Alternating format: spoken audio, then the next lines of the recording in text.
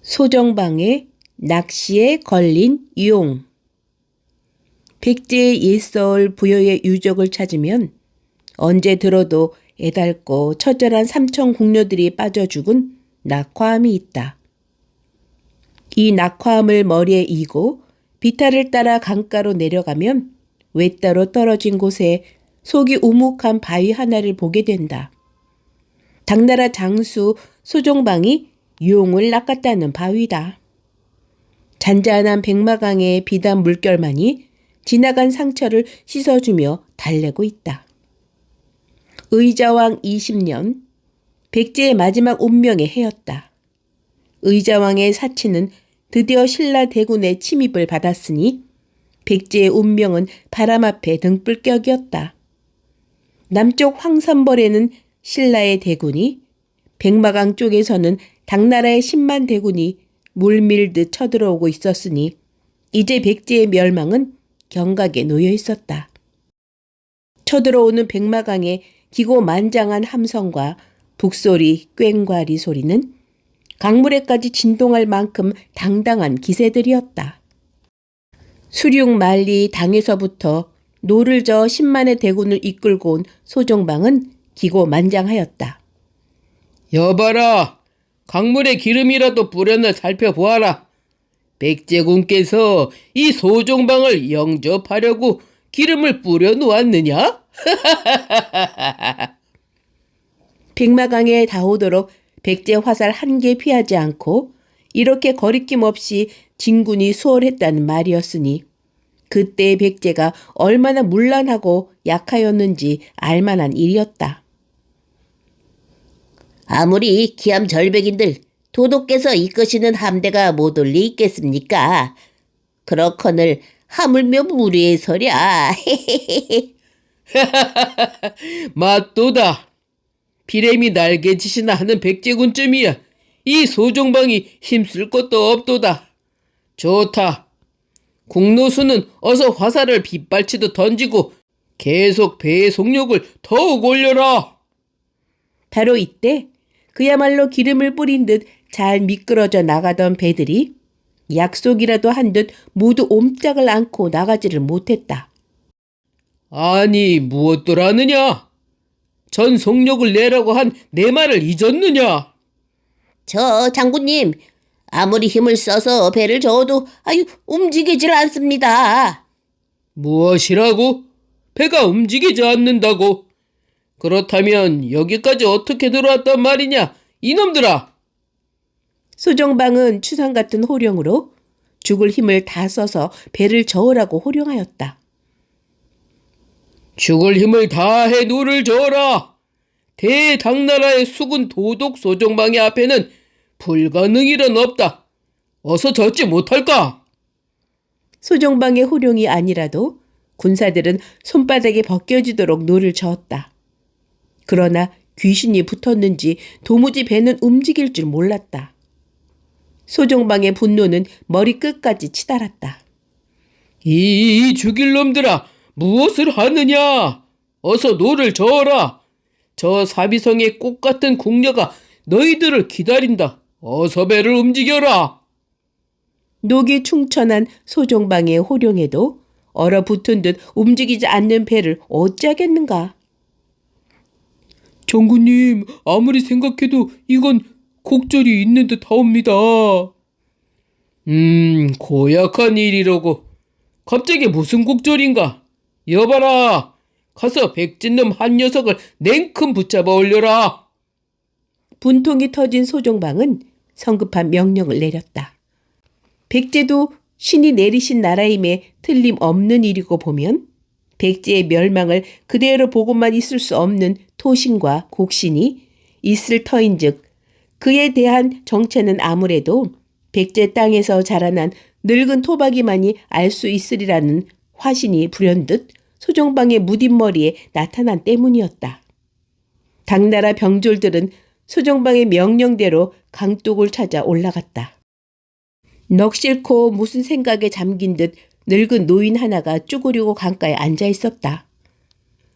아, 하늘이 무심도다. 꽃송이 같은 삼천 궁녀들이 무심히 져버리다니.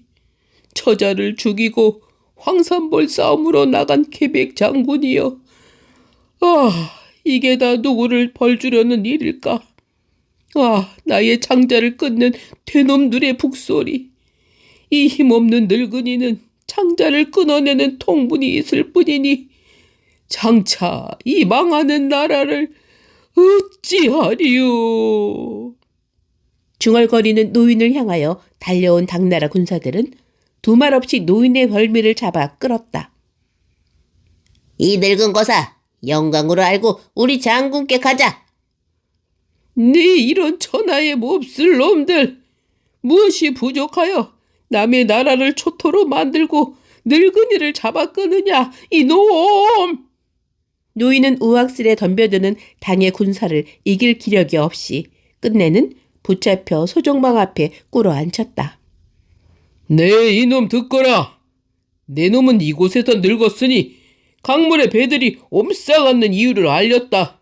이 바닥에는 무슨 귀신이라도 있느냐? 어? 네, 있습니다. 소종방은 몸이 움찔하였다. 잠시 후 그는 그것이 무엇인지 말해보라고 재촉하였다. 이 백마강 안의 수궁에는 우리나라 임금이신 의자왕에 붙인 무왕마마께서 거하고 계십니다. 뭐라고? 그럼 그 무왕이 좋아란 말이냐? 그렇소. 백제의 이런 운명을 보시고 무왕께서는 용으로 변신하셔서 장군의 함대를 막고 있는 것이란 말이오. 무엇이? 고의하다. 그렇다면 어찌 그 용을 처치할 수 있겠느냐? 노인은 당장 회군하는 길밖에 무슨 수가 있겠냐며 서슬이 퍼렇게 되어 소리쳤다.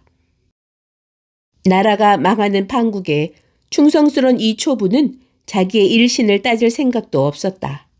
삼천 궁녀는 낙하함에서 떨어져 자결하였고 계백은 자기의 처자를 죽이고 황산벌 싸움으로 나간 것을 안 노인이 나라 망하는 일을 기다려 그 비법을 가르쳐 주기는커녕 귀뜸이나 할 일이 있었겠는가? 뭐라고? 이 요망스러운 늙은이가. 여봐라. 이 늙은 것을 묶어다 목을 치도록 하여라. 이 괘씸한 것. 당나라 군사는 목을 치기에 앞서 노인을 구슬러 보았고 재물을 줄 터이니 말하라고 매수하기도 했다. 그러나 이 초부는 끝내 고개를 저어 죽음을 당하고 말았다. 노인의 말을 들은 소종방은 어느만큼 풀이 죽었으나 그대로 포기할 수는 없었다. 소종방은 또 하나의 백제 사람을 잡아오라고 하였다. 이번에는 재물의 눈이 어두운 백제의 간특한 신하를 데리고 왔다. 듣거라. 백제의 멸망은 바로 눈앞에 왔다. 이 배가 빠질 수 있는 방법을 알려준다면 원대로 재물과 보화를 나눠주겠다. 어서 명안을 내어보아라. 이 간특한 백제의 신하는 소종방의 재물 보화를 주겠다는 말에 귀가 번쩍 띄었다. 이러한 인간에겐 임금이고 나라고 없었다. 그는 간사한 웃음을 웃어가며 그 방법을 대주고 말았다. 일개 초부만도 못한 놈이었다. 그거야 간단합죠. 원래 무왕은 백마를 좋아하셨으니 낚시에다 미끼로 백마를 물려 강물에 넣으면 쉽게 낚아올릴 수 있사옵니다. 네네네네네. 이러한 백제 신하의 말을 들은 소종방은 무릎을 치며 좋아했다. 자기의 조국을 배신한 신하에게서 얻어들은 묘한 대로 소종방은 그 즉시 백마 한 피를 얻어들어 5자가 넘는 낚시에 꿰어 강 한가운데 던졌다. 어서 물어라. 어디 한번 힘자랑을 해보자. 소종방이 낚시를 들이우자 얼마 안 되어 정말 동아줄이 팽팽해지며 용의 머리가 물 위로 치솟는 것이 아닌가? 당의 병졸들은 손바닥을 치며 환호성을 질러댔다. 용의 처참한 울음소리와 함께 소정방과 용과의 줄다리기는 시작되었다. 몇 시간을 두고 이를 악물며 잡아끄는 소정방과 몇 길을 오르내리며 노기를 뿜는 용과의 대결은 막상 막하였다. 에이, 이놈의 용. 누가 이기나 어디 두고 보자. 소정방은 죽을 길을 써서 동아줄을 낚아 올렸다. 과연 소정방의 힘은 대단한 것이었다. 용의 기다란 울음소리는 천지를 울렸고 병졸들의 환호성은 그 뒤를 따라 높아졌다. 용은 공중을 날듯이 높이 치켜지면서 기어코 그 큰 머리를 바위에 부딪고 떨어져 숨을 거두었다. 소정방의 승리의 웃음소리가 하늘을 찌를 듯 그 기세는 대단한 것이었다. 구두룡이 아니라 100개의 머리를 가진 용이라도 한들 이 소정방의 힘에는 한 마리 물고기 잡는 거나 다름이 없을걸. 힘을 쓰고 났더니 몸이 날아갈 것 같이 상쾌하도다. 에이, 그러나 그놈의 용 때문에 사비성의 함락을 신라군에게 빼앗기고 말았구나. 자, 앞으로 진군한다.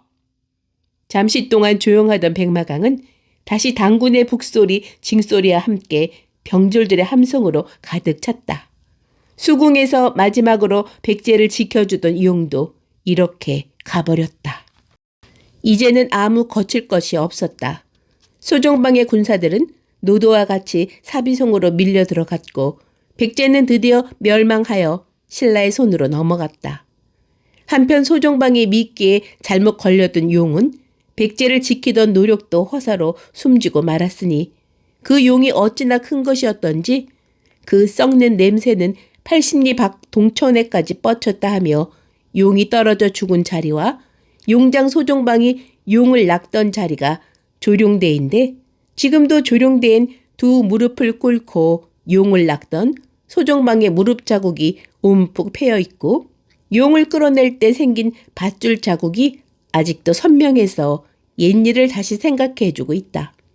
원래 인간의 역사란 잔인한 것이었고 그 잔인한 그림자는 어디에도 남아있어 옛일을 얘기해주지만 백제의 고도인 부여만큼이나 애절한 사연이 많이 깃들인 곳도 없을 것이다.